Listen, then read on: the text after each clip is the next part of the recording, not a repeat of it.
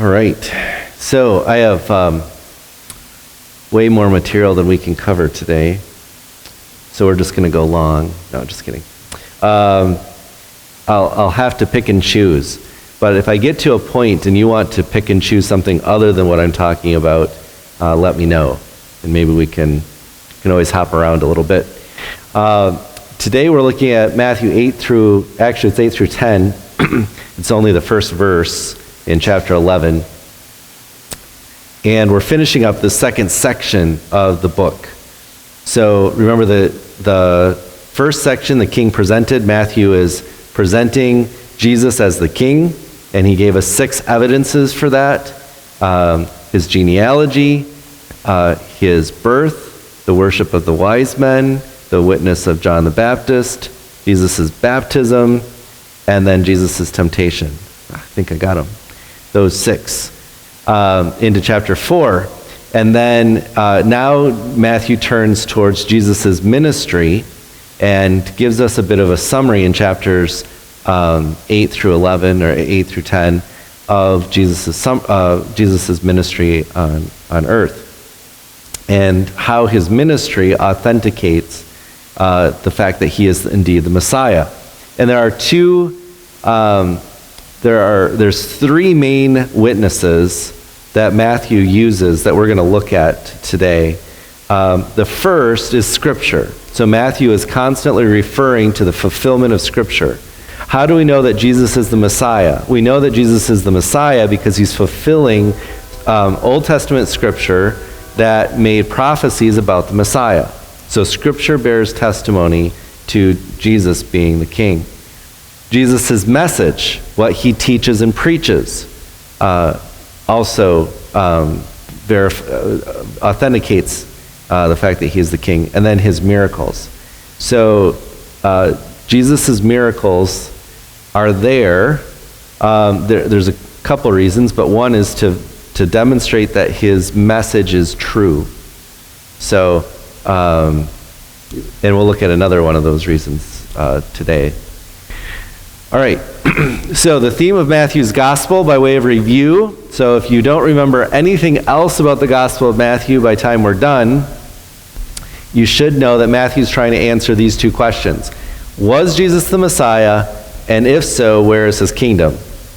And because the Jewish people were looking for the Messiah, and they were looking for his kingdom. And so these are the questions that Matthew is answering for primarily a Jewish audience. So we looked at the king authenticated. He was the lawgiver. This was primarily the Sermon on the Mount and his message that he was teaching. And we looked at that the last 2 weeks, the Sermon on the Mount. And this week we're looking at Jesus is authenticated as the king by fulfillment of messianic prophecies in particular.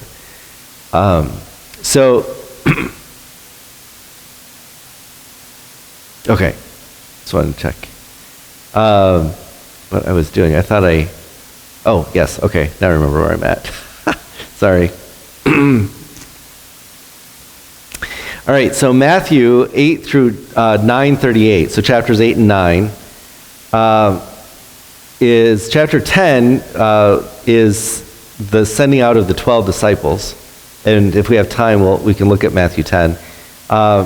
Matthew 8 and 9, though, some questions to keep in mind as we're reading through these next section is what is going on in Jesus' ministry, and what is Matthew emphasizing about Jesus' ministry. So Matthew is picking and choosing stories to tell us about Jesus. He's picking and choosing those stories on purpose, because he's making an argument. So we want to kind of think about what is he emphasizing. To whom is Jesus ministering, and how are the people responding? Now this is really important when we get to chapter 12 and 13, is noticing how different people respond to Jesus. So it kind of makes the story interesting when we look at it that way. Okay, so I didn't know which order to go in, but Matthew 8 and 9, let me turn in there. So before we get to Matthew 8 and 9, I wanted to set up the problem here.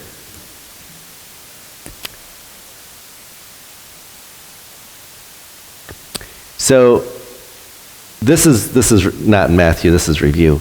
Okay. In the early chapters of Genesis, as you recall, Eve and Adam, they sin. And God makes certain curses on Adam and Eve, on the ground, to Satan. And we find in that, and I'm actually going to read some of this, I think it'll be worthwhile. This response to their sin. Okay, so God comes to the garden to meet with Adam and Eve, as evidently was something that happened regularly. And Adam and Eve were hidden, and then God confronts them. And he says to Adam, "Why are you hiding?" He said, "I'm naked. Who told you you were naked?" Okay, so you ate of the tree of the knowledge of good and evil, which you weren't supposed to. Adam blames Eve. Eve blames the serpent. And then the Lord says to the serpent, "Because you have done this, cursed are you above all livestock and above all the beasts of the field. On your belly you shall go, and dust you shall eat in all the days of your life." And this is, of course, why he's considered to be a snake. There is some theory that at one time the serpent had legs, and his legs were removed in the judgment, and he had to go without legs on his belly. That's a side note. Anyway, all the days of your life, verse 15, "I will put enmity between you and the woman," and this is why women hate snakes, right? So to this day, okay. "I will put enmity between you and the woman, and between your offspring and her offspring. He shall bruise your head, and you shall bruise his heel." Now, Adam and Eve didn't know the full meaning of that at the time. We do now because we have fuller revelation. But we know that what's being promised to her is a child who's going to fix the problem that just entered the world because she sinned. Okay, so she had this, oops, I shouldn't have done that moment. Now I have these consequences, and I can't fix the problem. And God is giving her a promise that, no, one of your children is going to fix the problem. To the woman he said, "I will surely multiply your pain in childbearing. In pain you shall bring forth children. Your desire shall be for your husband, and he shall rule over you." So again, we've talked about this before. Eve ended up, we'll say it that way. She ended up in a position of authority over Adam, which was incorrect. Adam should have been in authority over Eve, but she was raised up and he stepped aside, and so it was mutually a problem. Okay, so to Adam he said, "Because you have listened to the voice of your wife and have eaten of the tree which I commanded you, you shall not eat of it. Cursed is the ground because of you. In pain you shall eat it all the days of your life. Thorns and thistles it shall bring forth to you. And you shall eat the plants of the field by the sweat of your face. You shall eat bread till you return to the ground, for out of it you were taken, for you are dust, and to dust you shall return." Okay, so this is the curse, but it's also the promise. The one who is going to come is going to fix the problem. So the problem is twofold, as I've got on the slide, from Genesis 3. The problem is, one, a need for personal redemption. Okay, the ability to be forgiven of our sins. Adam and Eve sinned. They needed to be forgiven. That forgiveness needed to be provided for. And we also need someone who can fix the curse. Okay, so the curse on all these different curses that are found in Genesis 3. Now, my wife doesn't like it when I talk about Leviticus, but I have to talk about Leviticus. So Leviticus 1 through 16 are all the laws and regulations for the sacrificial system. And Leviticus 16 ends with the Day of Atonement instructions. Now, the Day of Atonement, or Yom Kippur, was the day that people, the sacrifices were made for the entire nation. And those sacrifices covered all kinds of things, not just sins, and they didn't cover all sins, of course. Murder, for example, adultery, were not covered by the Day of Atonement. But let's see, here, maybe this will go. So the priest shall kill the goat of the sin offering that is for the people, and bring its blood inside the veil, and do with its blood as he did with the blood of the bull, sprinkling it over the mercy seat in front of the mercy seat. Thus he shall make atonement for the holy place because of the uncleannesses of the people of Israel, and because of their transgressions, all their sins. Okay, so the people of Israel gain forgiveness. Atonement is made for them on the Day of Atonement. They gain forgiveness. But you'll notice that it says not only for their sins, but also for their uncleannesses. Okay, so what are their uncleannesses that require a sin offering? Well, those are found in Leviticus 12 through 15 and Numbers 19. And there are 4 of them. I'll just summarize them here. So, birth. When a woman gave birth, a woman had to go and present a sin offering at the temple. Mary did this. It's recorded in Luke. That when the time of her purification came, she brought 2 turtle doves to the temple. Okay, and that's in keeping with Leviticus 12. Birth it's not a sin to give birth, though. So why do you need a sin offering? That's a good question. I think it's related to Genesis 3. Leprosy is mentioned in Leviticus 13 and 14. Both skin disease, it's all kinds of different skin diseases. Leprosy in the Old Testament and the New Testament, because we're going to read about Jesus healing a leper here in just a moment. It wasn't the leprosy where you think of where your hands fall off and your feet fall off and your nose falls off. Okay, that's not what they had back then. But they had different kinds of skin diseases, and there's all kinds of classifications. If you're interested, read Leviticus 13, and you'll find out there's all kinds of things there. And leprosy not only affected humans, it also affected fabric, clothing, and it also affected houses. Okay, and I think leprosy from Leviticus, or back to Genesis 3, is a representation of the curse, that everything is affected by the curse, and that everything by its very nature falls apart, if we can put it that way, degrades. Our body is affected by sin, not because we did anything, but because of the curse. We're returning to dust. And the older I get, the more real this gets. Right, that we're returning to dust. The fact that it also affects fabric, it also affects masonry, the houses and stuff like that. Everything is affected by the curse, and leprosy also requires a sin offering. Once you're healed, requires sin offering to return to society. Leviticus 15 is irregular issues, which is a delicate subject, but we're going to run into that in Matthew as well, and it's referenced in Leviticus 15. And as one of my classmates in college said one time, there really is nothing that the Bible doesn't talk about. And death is in Numbers 19, and that's the red heifer, the sacrifice of the red heifer, is a sin offering. Is it a sin to die? No, but death is the ultimate result of sin. Romans 5. We all die because we're all sinners.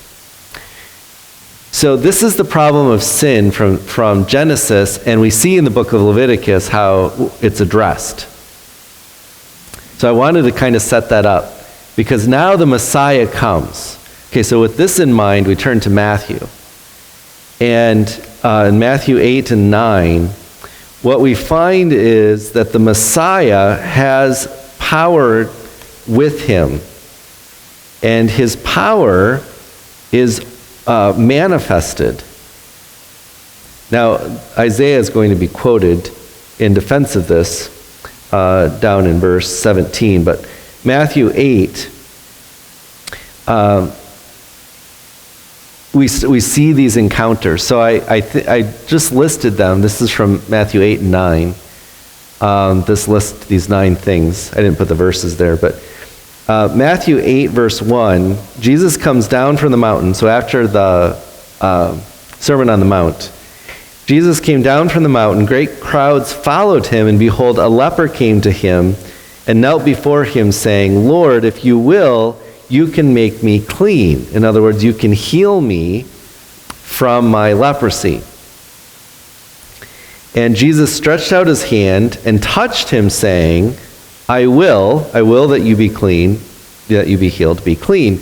And immediately his leprosy was cleansed. And Jesus said to him, see that you say nothing to anyone, but go, show yourself to the priest, and offer the gift that Moses commanded for a proof to them. So in Leviticus 14 is where it's recorded what you're supposed to do if you think the leprosy has gone away. And the priest is the one who has to decide whether or not it's gone away, and there's all kinds of things they have to do, quarantines and stuff like that. But anyway, Jesus touched him. There's nothing in Leviticus 13 or 14 that says if you touch someone with leprosy that you become unclean. I want to point this out. Jesus is allowed to touch the leper. There's nothing wrong with that. Now, what would happen is if you touch the leper, you might yourself get leprosy. It was contagious. So you wouldn't want to do that. Jesus wasn't afraid of catching leprosy. He had the power to heal. And then he tells the leper to follow the commands of Leviticus 14. So he heals the leper. In the next passage, when he entered Capernaum, a centurion came forward to him, appealing to him, Lord, my servant is lying paralyzed at home, suffering terribly. And Jesus says, well, I'll come and heal him. And the centurion said, no, I'm not worthy. Now, the centurion, of course, is a Gentile. So again, Matthew is inserting a story with Gentiles. Remember, who is Jesus ministering to? Well, he ministered to a Jew. Now he's ministering to a Gentile. In verse 10, when Jesus heard this, he marveled and said to those who followed him, truly I tell you, with no one in Israel have I found such faith. So Jesus is turning to the Jewish people around him who are following him around, the great crowds, and he's saying, this Gentile has more faith than you do. That's kind of a rebuke. So I tell you, many will come from the east and west and recline at table with Abraham, Isaac, and Jacob in the kingdom of heaven. This kingdom of heaven, the kingdom that's to come on earth, remember, is going to include Jews and Gentiles. Gentiles will also be welcomed there. But there are some, verse 12, the sons of the kingdom, that would be the Jewish people, who will be thrown into outer darkness because they have no faith. So just because you're a Jew doesn't mean you're guaranteed entry into the kingdom. And Jesus makes this point several times throughout his ministry. In verse 14, we have a summary statement. When Jesus entered Peter's house, or before the summary statement, he saw his mother-in-law lying sick with a fever. So Peter was already married. That's why we think Peter was probably older, perhaps the oldest of the disciples. And Jesus touched her hand, and the fever left her, and she rose and began to serve him. That means to provide food for them. That evening they brought to him many who were oppressed by demons. He cast out spirits with a word and healed all who were sick. This was to fulfill what was spoken by the prophet Isaiah. He took our illnesses and bore our diseases. So Matthew quotes Isaiah here, and there's many places he could have quoted. that the Messiah, when he comes, is going to correct, so to speak, or fix the problems of the curse. I hate to say reverse the curse, but because it sounds corny, but that's kind of that's what Jesus is doing. When the King comes, things are going to be different. He'll have healing in his wings, is another way Isaiah says it.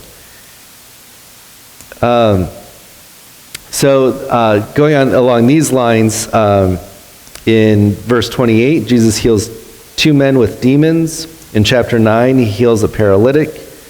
In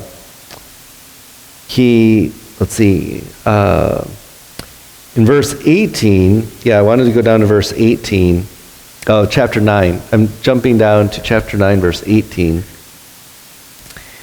While Jesus was saying these things to them, behold, a ruler came in and knelt before him, saying, "My daughter has just died, but come and lay your hand on her, and she will live." And Jesus rose and followed him with his disciples. And behold, a woman who had suffered from a discharge of blood for 12 years came up behind him and touched the fringe of his garment. Okay, this is Leviticus 15. This is the impurity of one of the impurities listed in Leviticus 15 that requires a sin offering. For she said to herself, "If I only touch his garment, I will be made well." And I also have to point out in Leviticus 15, Jesus would be made unclean if the woman touched him. Okay, so was Jesus made unclean when this woman touched him? Well, verse 22, Jesus turned and seeing her said, "Take heart, daughter, your faith has made you whole." And instantly the woman was made well. Okay, Jesus, and there's another passage, and maybe it's in Luke, that describes this situation. But Jesus' purity is maintained. He didn't become impure because she touched him. She became healed because she touched him. And so Jesus did not become unclean. Her uncleanness went away. And when Jesus came to the ruler's house and saw the flute players and the crowd making a commotion, they were mourning, he said, "Go away, for the girl is not dead, but sleeping." And they laughed at him because they knew she was dead. But when the crowd had been put outside, he went in, took her by the hand, and the girl arose. And the report of this went through all that district. Okay, so when Jesus comes, the curse, he has authority and power over the curse on mankind because of sin, especially as it pertains to, pertains to the need to fix the curse. Now, we haven't got to the point of the need for personal redemption. That's going to come later in Matthew. But right now, when the King comes, he's going to fix the problem. He's the one. He's the one promised back in Genesis 3. And then the last one I have there is nature. Jesus goes on to heal other people. But back in chapter 8, verse 23,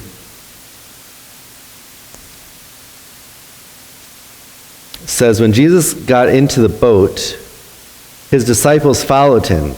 So they were on one side of the Sea of Galilee, and they were taking a boat over to the other side of the sea. And behold, there arose a great storm on the sea, so that the boat was being swamped by the waves, but Jesus was asleep. And they went and woke him, saying, "Save us, Lord, we are perishing." And he said to them, "Why are you afraid, O you of little faith?" Then he arose and rebuked the winds and the sea, and there was a great calm. And the men marveled, saying, "What sort of man is this, that even the winds and the seas obey him?" He's the King. He's the Messiah. That's who he is. That's what kind of man he is. He's a one of a kind. But he's the man who even nature and the curse on nature, he dispels. He turns it away, and it has no effect on him. So given all that has happened, the Messiah, I think his miracles not only validate his message of who he is, but they show that indeed when the king comes, the kingdom is kind of with him. And this is what it's going to be like in the kingdom. And of course, we know this from other prophecies about the kingdom in the future. Even in like Isaiah talks about the lion is going to lay down with the lamb. These passages that we know very well. Things are going to be changed in the physical nature of the world. It's going to become like Eden, the way Eden should have become the first time with the first Adam. All right, so that's kind of the power, Jesus' power of the king. The second one is kind of the people of the king. So the other stories that Matthew is picking and putting into these chapters are around discipleship. And chapter 8, verse 18, he has this story that Matthew puts in the middle. So Matthew is he's intertwining, he's weaving a couple different things throughout chapters 8 and 9 and chapter 10. Because he's doing these miracles and people are responding in different ways. The centurion responds by faith. This Gentile responds with great faith. And Jesus turns to the Jewish people and says, it's not your lineage that gets you into the kingdom. It's your faith that gets you into the kingdom. You need to have faith like this man. He has the miracle in the boat where he's teaching his disciples. You have to have faith to understand who I am. Do you really believe that I'm the Messiah? Not yet. Okay, their faith wasn't whole at that point in time. So he's kind of weaving these things together. What does it mean to be someone who follows the king? Then what does it mean to be his man, as it were? So the first part that he has in here is chapter 8, verse 18. Now when Jesus saw a crowd around him, he gave orders to go over to the other side of the lake. And a scribe came up to him and said, "Teacher, I will follow you wherever you go." And Jesus said to him, "Foxes have holes and birds of the air have nests, but the Son of Man has nowhere to lay his head." Another of the disciples said to him, "Lord, let me go first bury my father." And Jesus said to him, "Follow me and leave the dead to bury their own dead." And so Jesus is challenging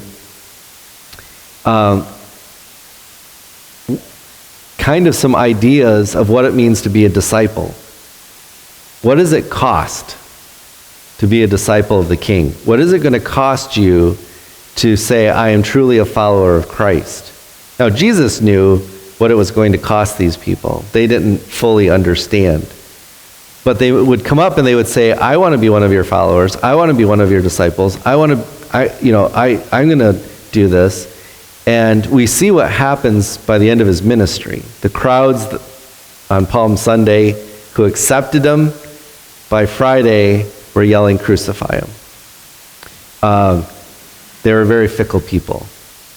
And so Jesus is telling us, here's what it means if you really want to follow me. This is going to be the cost. It's me and nobody else. The ministry of discipleship. So there's a couple places where we see the calling of his 12 apostles. In Matthew 9:9, we have Matthew, his own story. As Jesus passed on from there, he saw a man called Matthew sitting at the tax booth, and he said to him, "Follow me." And he rose and followed him. And verse 10, and as Jesus reclined at table in the house, behold, many tax collectors and sinners came and were reclining with Jesus and his disciples. Okay, what house? Well, it seems like it's Matthew's house. So Matthew says, I will follow you. Do you want to come over and have lunch and meet my friends? They're a little weird because they're tax collectors like Matthew. right? And the Jewish people don't like this. And just by way of, I don't have time for an anecdote, do I? I know I had too much material. But I'll give a story. So when I was in high school and I had come to Christ, I had friends that I had known my whole life. We went to kindergarten together. And known them my whole life. We worked together in high school.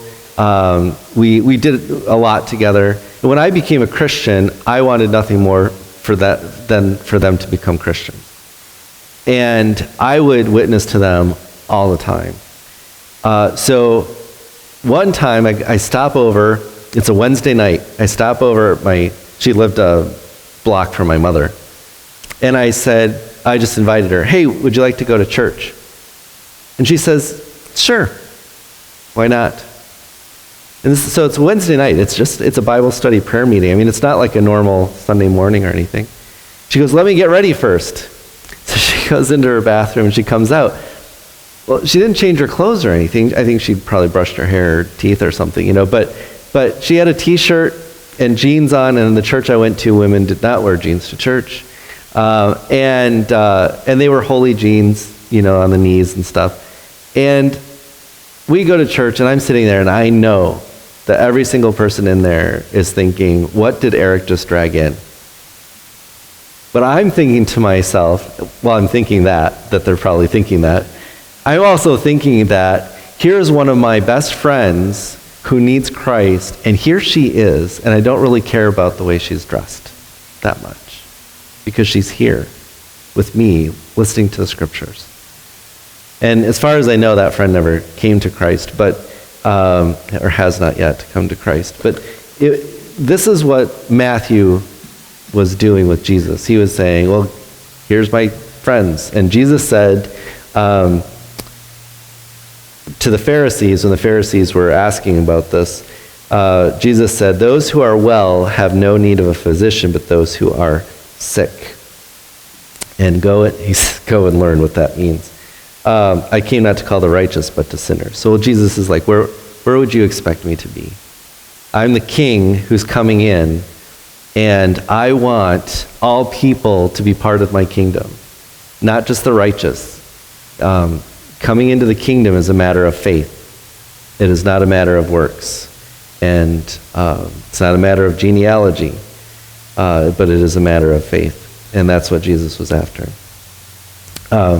So he does that. And then the disciples, verse 14, then the questions about fasting, which maybe we're way too late for that now. So he talks about fasting in the next paragraph. Then chapter 10 is the mission of the 12. Yeah, and we'll just have to. So we're kind of out of time. So questions that I didn't talk about. It's amazing how fast our time goes.